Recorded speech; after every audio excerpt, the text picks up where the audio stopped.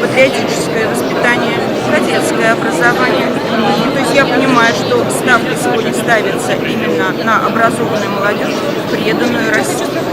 И тот проект кадетства, который реализуется в Приволжском федеральном округе и всецело поддержан правительством Чувашской республики, и в котором мы входим в этот проект, то он как раз и направлен на возрождение молодежной среды духа, патриотизма, чести, гражданского достоинства. И мы четко понимаем те задачи, которые стоят перед нашим кадетским корпусом, и думаем, что мы станем той серьезной площадкой, которая как раз и будет реализовывать все поставленные задачи. Да, я говорю, что главные ключевые слова мы услышали. Это патриотическое воспитание, кадетское образование.